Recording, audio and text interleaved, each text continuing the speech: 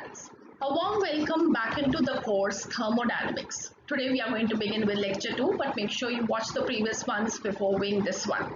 In the last lecture, which was the introductory lecture, we learned first of all what is thermodynamics, and then we had a brief understanding of what is a system, the various types of system, what is a boundary, various types of boundary, and also what are the surroundings.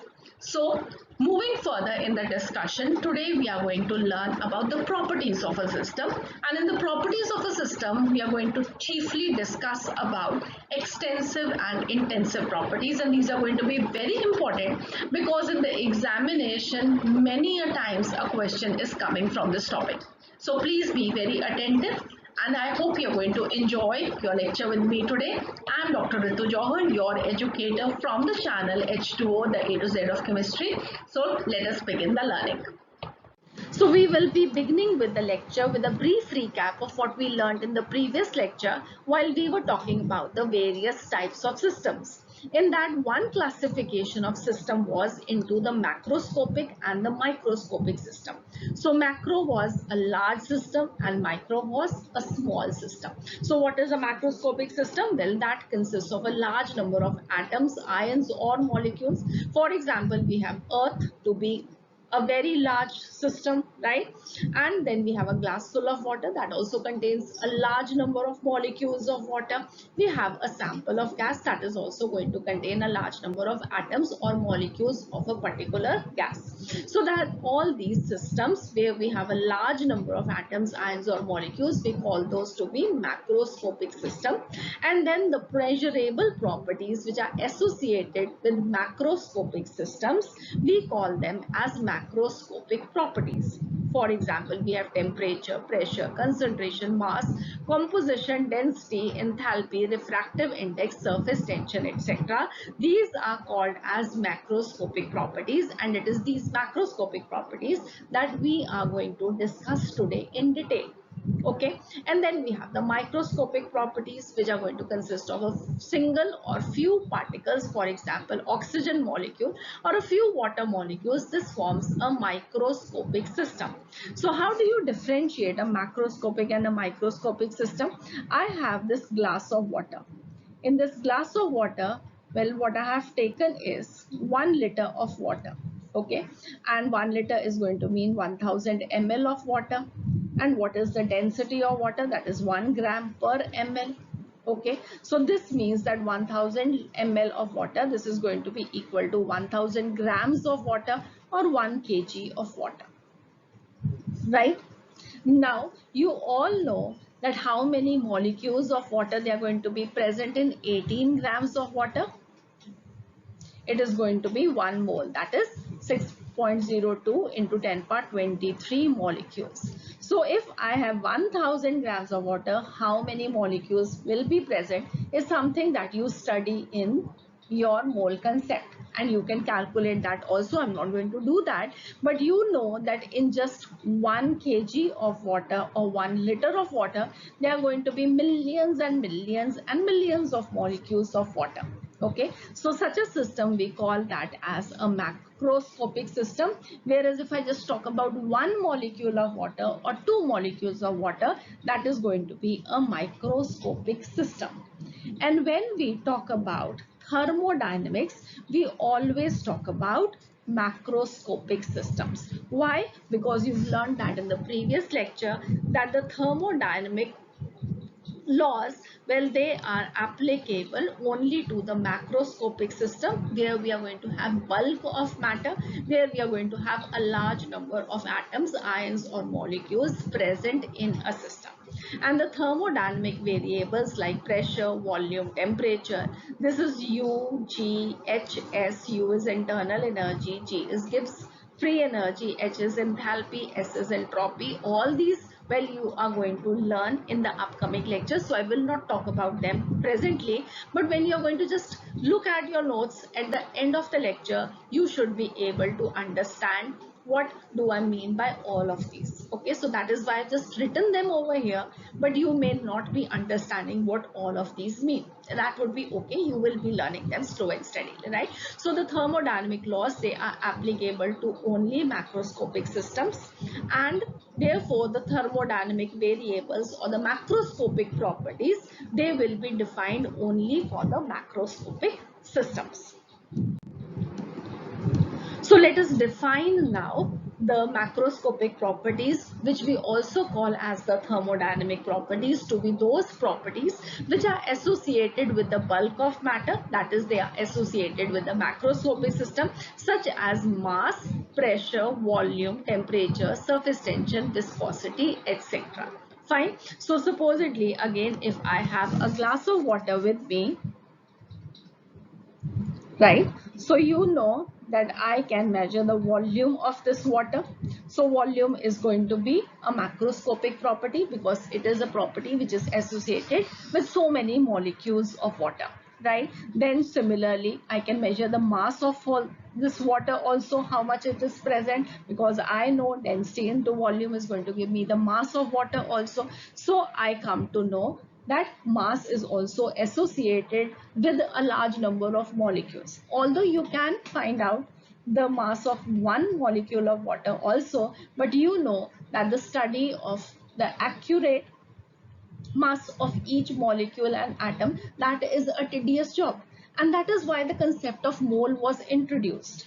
So when we are talking generally about mass, we always talk about a large number of molecules and atoms because that is what we can weigh easily, right? So mass we are relating to over here as a macroscopic property because we are measuring the mass of bulk of molecules or atoms. Similarly, pressure of a gas, okay, so that is going to be a macroscopic property because a gas taken in a cylinder, you are finding out what pressure it is exerting. So it is not just one molecule pressure that you are finding out, you are finding out the pressure which is exerted by a large number of atoms or molecules of that gas. Similarly, if you want to measure the temperature of this glass of water, so that is going to be again a temperature of large number of atoms. Surface tension, so this is going to be the property again of a large molecules of water. So molecules of water which are present on the surface, how they are making a layer, how they are having a attraction among themselves to form a surface layer. So that is all related to surface tension, right? And viscosity, how a fluid that resists the flow, that is related to viscosity, or we relate that to as the thickness, right? So thickness is not going to be that of one molecule or atom. We are talking about the thickness or the viscosity of a fluid. Like you say that oil is more viscous than water, or if you have a cough syrup, that is more viscous than water. So that is a property which is associated with a large number of molecules or atoms or ions. Okay, so such properties we call them as macroscopic properties. Now the macroscopic properties we can further divide into two types.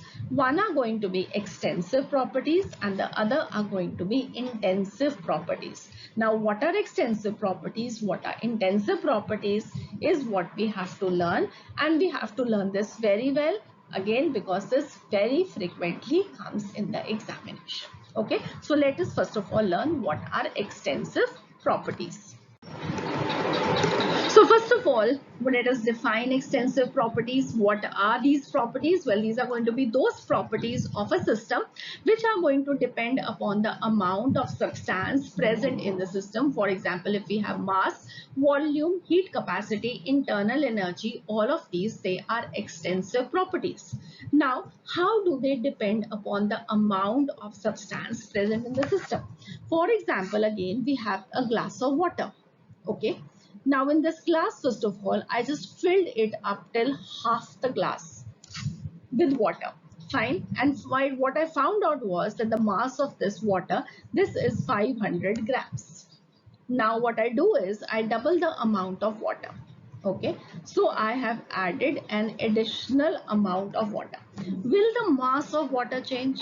Yes, that will change. If I have doubled the amount of water, well, the mass is also going to double out and it is going to become now 1000 grams, because this was 500 and this is also 500. Okay, that I have added more water. So what this means is that mass is an extensive property, because when I increase the amount of substance in the system, this property also changed, right? Similarly, a volume. So supposedly now this was 500 ml of water. When I doubled the amount of water, the volume of water also doubled up to 1000 ml now. So again, when I am adding the amount of water, what is happening to the volume? Well, the volume is also changing along with that, right? So such a property which depends upon the amount of substance present in a system is called as an extensive property. The other example that we have taken is of heat capacity. Now, what is heat capacity? I will not give you the exact definition over here. We are going to learn that in the upcoming lectures, but just a brief idea of what is going to be heat capacity. Okay, so now again, I have taken this glass of water, again that half glass of water. Okay, now this water, this was supposedly at a temperature of 10 degrees Celsius, and what I want to do is I want to change its temperature to 20 degrees Celsius. So what am I going to do? You all know that I am going to heat this water so that its temperature rises. Okay, so I'm going to supply some energy to heat this water, right? That energy that we are going to give to heat this water to raise the temperature is what we are referring over here to heat capacity. Okay, not going into the exact definition, but just a broad understanding. But now supposedly I have again this glass full of water, and I want to again increase the temperature of this full glass of water to 10 degrees to 20 degrees Celsius. Now, will I require the same energy to heat the water? No, I will be requiring more energy. Why I will be requiring more energy? Because I have put more amount of water. So obviously, to raise its temperature by the same amount, I will have to supply more energy. So what this means is that the heat capacity, which is the energy which I'm giving to raise the temperature of water, well, that is going to be dependent upon the amount of substance which is present in that glass of water. Okay, so heat capacity, again, this is going to be an extensive property. It depends upon the amount of substance present in the system. Similarly, we have internal energy, and lot many examples they are going to be there. Internal energy, again, you have not studied till now. So whenever we are going to learn all these new terms in thermodynamics, we will keep on revisiting back our extensive and intensive property, whether it is an extensive property or it is an intensive property. Okay, and whenever you are studying any of the properties of any substance, well, just think about it, whether it is an extensive property or it is an intensive property. Okay, so that is how you are going to increase your knowledge of extensive and intensive properties. Now, supposedly, I have a system in which there is just a single substance that is present. Okay, so that single substance, the extensive properties, this will depend upon the number of moles of the substance present, and any two of the three variables, that is pressure, volume and temperature, which we call as the independent variables, right? For example, if you have a gas, so you know that if you know the number of moles of the gas and any out of PVT, well, you will be able to tell about the third property, right? So applying the equation PV equal to nRT. So if I know pressure and volume, number of moles I know, so I will be able to tell about this temperature, and similarly. So the extensive properties of a single substance, this will be depending upon the number of moles and any two out of pressure, volume and temperature. Another very important thing about these extensive properties is that the total value of an extensive property, this is equal to the sum of the values for separate parts into which the system is divided. For example, what I mean by this is that supposedly I have a room or I have a vessel in which I have taken a gas. Okay, so the mass of that gas supposedly is 2 kilograms. The volume it is occupying is 4 liters. Now what I do is I divide this room into two halves.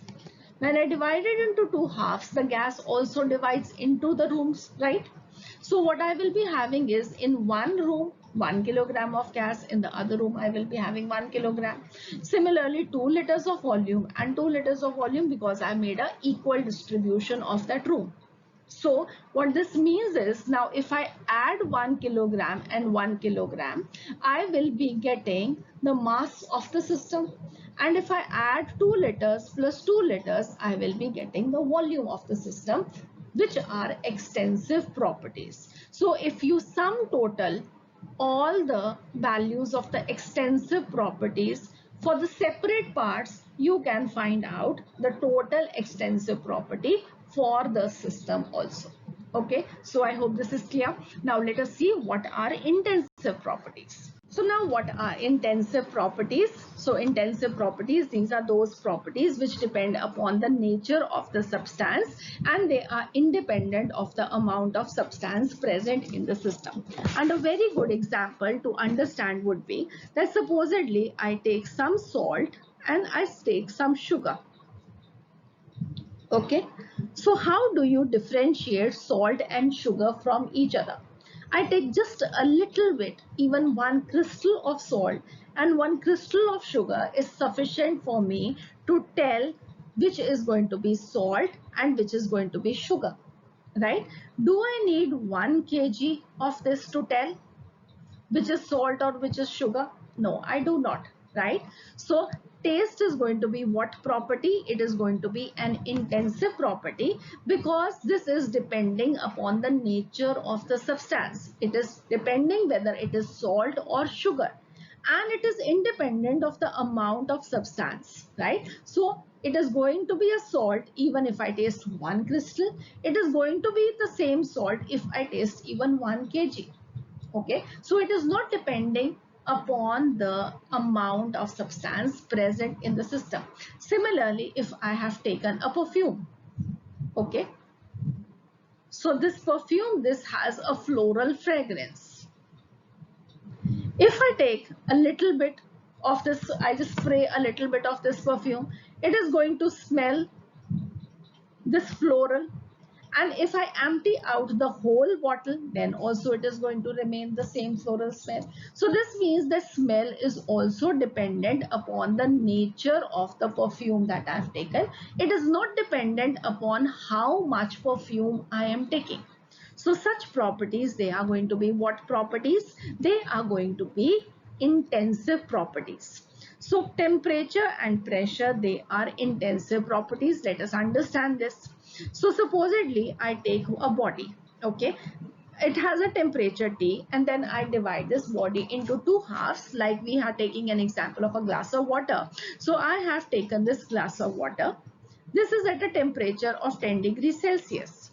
Now my son also asked me that, mom, I just want some water. So what I do is that I pour half a glass into his glass. So what is going to be the temperature of this water? Well, is it going to be 5 degrees Celsius because I have reduced the amount? No, the temperature remains now also 10 degrees Celsius. It is not going to become colder just by putting half the amount in another glass. No, it's not going to happen. So this means that the temperature, this is going to be an intensive property. It is not depending upon the amount of substance we have taken. Okay, similarly we have pressure. So pressure is also an intensive property. How do we prove that? So supposedly we have taken a vessel, okay, and the vessel, I have taken some gas. The gas has a pressure P, a volume V, a temperature T, and the number of moles that I have taken for the gas is N. Now what I do is I divide this vessel into two halves. Okay, when I divide this vessel into two halves, well, the P1, V1, T1, N1, one half, and the other half is going to be N2, P2, V2 and T2, right? Now N1 equal to N2 is going to be equal to N by 2, right? The number of moles will be halved when we are going to divide the volume of the the vessel. Similarly, volume V1 equal to V2 is going to be equal to V by 2, right? Because we have half the vessel, so the volume is also going to be halved. So these are going to be what properties? These are going to be extensive properties, right? Now what about the temperature? The temperature, if it was initially T, it is going, T1 is also going to be T, T2 is also going to be T. So this remains constant. It does not change with the decrease in the volume of the vessel. So this means it is going to be an intensive property. Now what about pressure, right? So if you apply the gas equation, P1 V1 over T1 into N1 is equal to P2 V2 over T2 into N2, well, these, they are equal, so they will cancel out. N1, N2, they are equal, so they will cancel out. Temperature is constant, so that will equal out. So this month becomes that P1 is also equal to P2. So you have halved the vessel, but still the pressure of the gas that remained the same as the initial pressure. So this means that the pressure is also not affected by the amount of substance we have taken. It is an intensive property. Okay. Similarly, we have density. So density, if I take a glass of water, okay, so I have taken this glass of water. I just take a small amount of water. What is going to be its density? 1 gram per ml. If I take whole glass of water, check its density, it is going to be again 1 gram per ml. So the density of water is not going to change with the amount that I am taking that of water. So that is going to be an intensive property. Similarly, the viscosity. So viscosity is going to be an intensive property. It is the resistance to the flow that a liquid has. So water is less viscous than oil. Okay, so it is telling us about the nature of the substance, but it is not depending upon the amount. I take a small amount of water and a small amount of oil. It is going, oil, this oil is going to be more viscous than water. If I take a glass full of water and a drop of oil, again this drop of oil is more viscous than water. So it is an intensive property. And similarly, surface tension, which is going to be the uh, dependent upon the cohesive force between the molecules, so that is also going to be an intensive property. Okay, so it is not going to depend how much amount of water we take to tell us whether the surface tension is going to change. So surface tension of water is going to remain the same. Okay, so I hope now this is clear to you people. So intensive properties, these are not additive properties. Whenever we are going to divide a system into each parts, each one has the same value of intensive properties like we have that for temperature. So again, if we have a room and this room, we have taken a gas which is at a temperature of 300 Kelvin and a pressure of 1 atmosphere. We divide this room into two halves. The two halves, the gas, both the halves, the gases will be at a temperature of 300 Kelvin and a pressure of 1 atmosphere. Okay, so intensive properties, they will be independent of the amount of substance taken, and these are not additive. So you are not going to add 300 Kelvin and 300 Kelvin to make it 600 Kelvin the temperature of the system. These are not additive. Okay, whereas the extensive properties, they were additive properties. So now the question arises that if in the examination you are given 4 properties and you have to tell which of those properties they are extensive properties and which are the intensive properties, you will tell if you know about that property which you have studied in this lecture. But supposedly another property comes which you have not studied as an example in this lecture of ours, and you have to tell whether it is an extensive property or it is an intensive property. So how will you tell? So here what you have to remember is that we have a system, okay, and if the system, the properties, they are having the values equal to that of the system, will be called as intensive properties, and the properties which have values different from the system, we will be calling them as extensive properties. What I mean is that just like we had a room, okay, so the room, this had a temperature of 300 Kelvin, a volume of 2 liter and a pressure of 1 atmosphere. When you divided this room into two halves, the temperature remained the same, 300 Kelvin. Okay. The volume, this decreased to half, that is 1 liter, and the pressure, this remained the same. So the property which remained the same, just like the system, is going to be called as the intensive property, and the value which has changed, which is not same as that of the system, this is called as an extensive property. So this means is temperature not changing, intensive; volume changing, extensive; pressure not changing, it is an intensive property. Okay.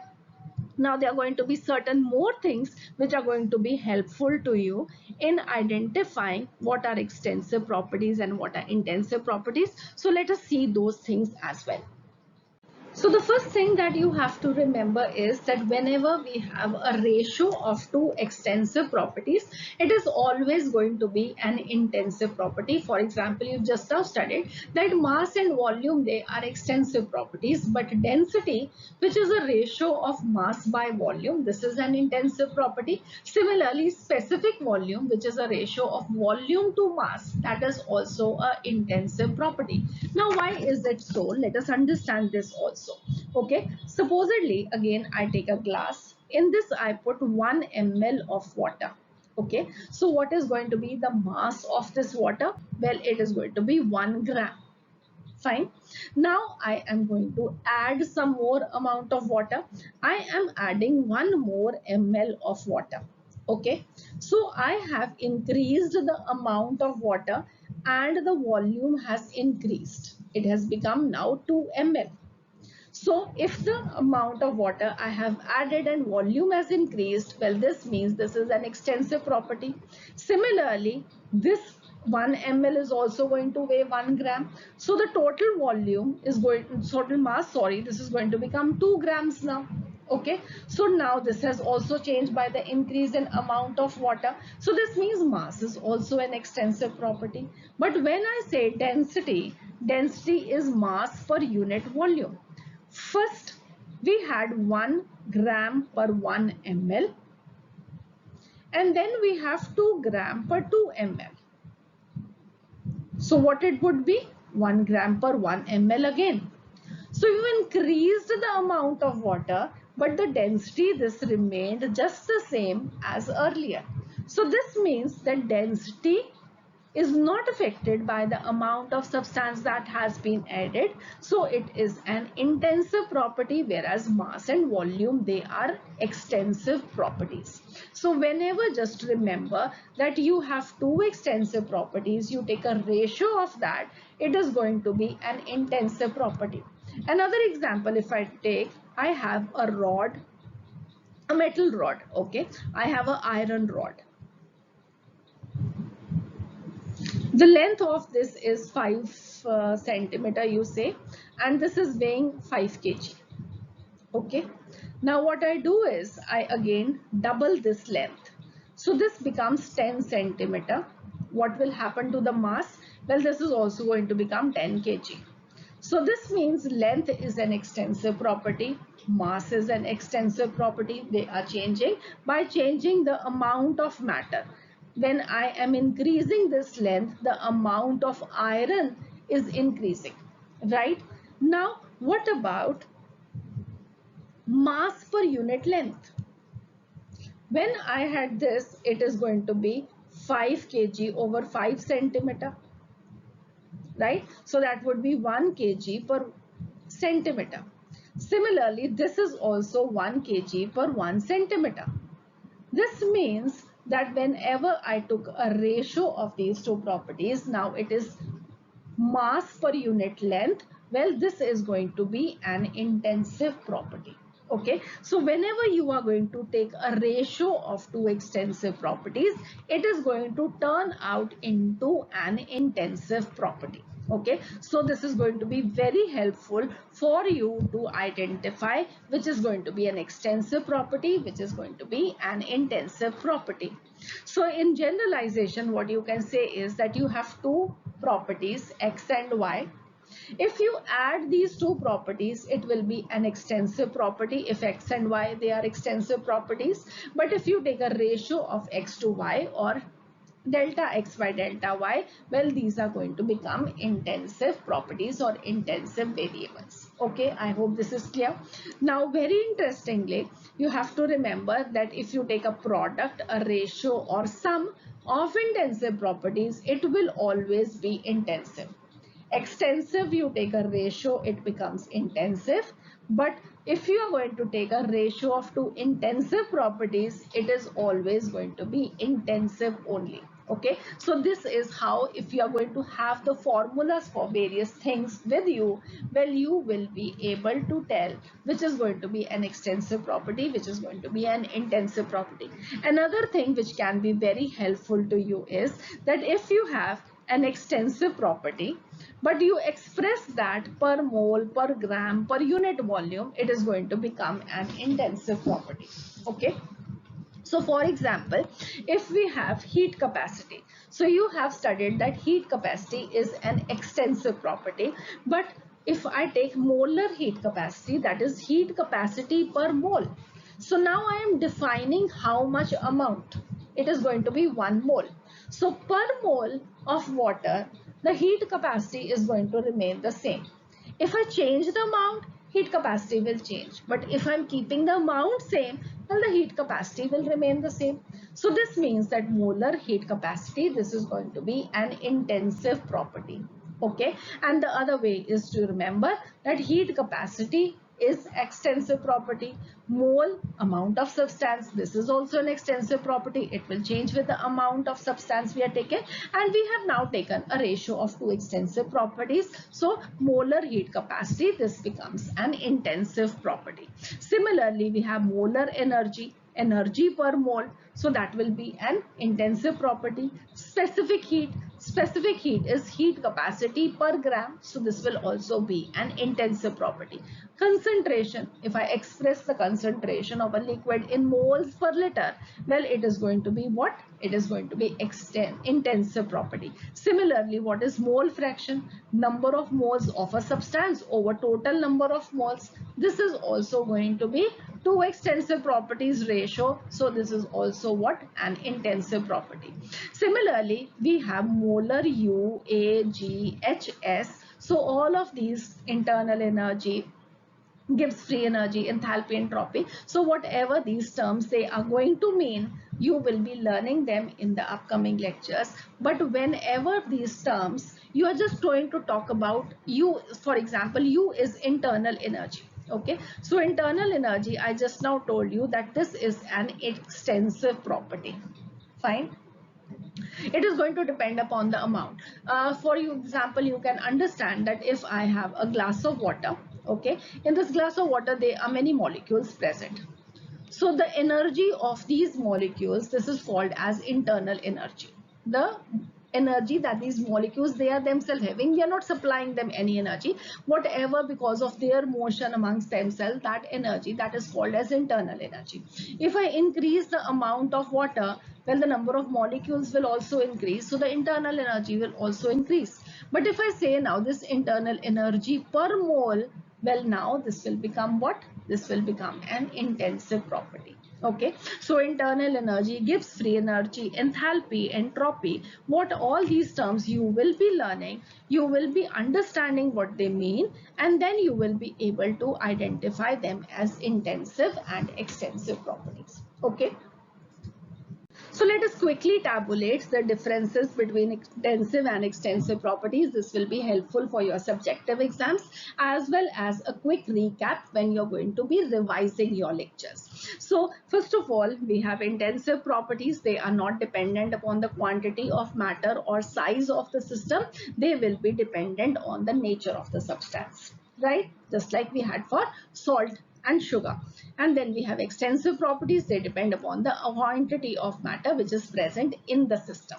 Intensive properties, they are not additive properties. They are not going to add up to give you the total property of the system, whereas extensive properties, they are additive properties. The value of the entire system is going to be the sum of the values for the individual parts of the system. So if there is one X property of the system, this is going to be the integration of dx. Okay, so all small little portion, for example, we have volume of the whole system divided into 10 parts. So whatever is going to be the volume of those 10 parts, if you're going to add them, all of them, you will be having the total volume of the system. So integration of dV is going to give you the total volume. Integration of dm is going to give you the total mass of the system. But integration of dt is not going to be the temperature of the system, because this is not an extensive property. So there is going to be no relationship between the properties of individual parts of the system and the system as a whole. Okay. Now, very importantly, what you have to remember is the various examples of intensive and intensive properties. You should be able, by the end of your class 11th and 12th, differentiate between all the intensive and extensive properties. Why I'm saying it by the end of class 12th is because even in physics and chemistry, you have various properties of a substance. Okay, for example, if I talk about resistance. So resistance you study in class 12th. What is going to be resistance? That you have a wire and the electrons, they have to flow from one end to the other. Okay, so that material, how much is it resisting the flow of these electrons is called as resistance. If the length is going to be more, well, the resistance is going to be more. If the length is going to be small, the resistance is going to be small. So the resistance of that wire is dependent upon the amount of substance. So that is an extensive property.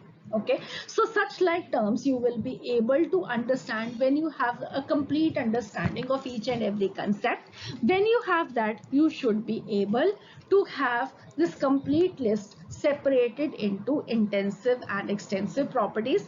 And why I'm laying a lot of stress on this is because in year 2010 there was a question in the IIT examination. Okay, and there were 4 choices given, and this is something that keeps on coming in the various examination. I am telling you about the topmost exam, that is the JEE Advanced. So 2010 IIT examination, what came in the choices was electromotive force, that is EMF, then molar conductivity, number 2, resistance number 3, and heat capacity number 4. And what was given was that it was a multi-correct question, and you had to tell which of those 4 properties were intensive properties. Okay, so you should be able to identify which are intensive properties, which are extensive properties. So temperature, that is melting point, boiling point, pressure, density, viscosity, surface tension, refractive index.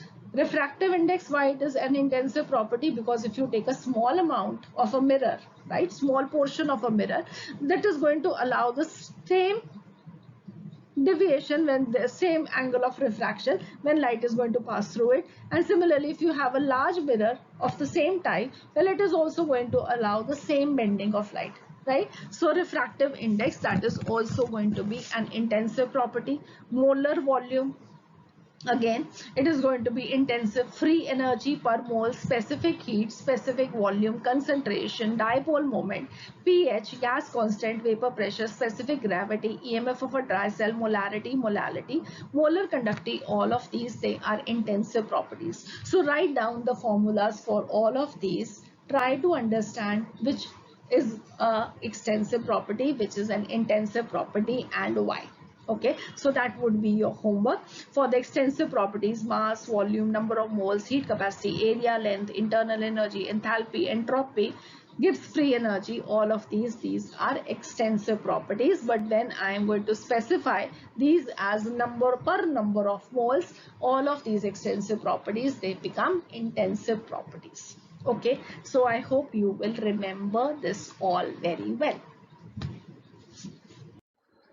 So that would be all for this lecture. I hope you've enjoyed your learning with me and you can now easily identify any property to be an extensive property and an intensive property. So moving further, in the next lecture, we are going to talk more about the thermodynamics. We will be talking about what is a state of a system. So see you again. Have a nice day. God bless you.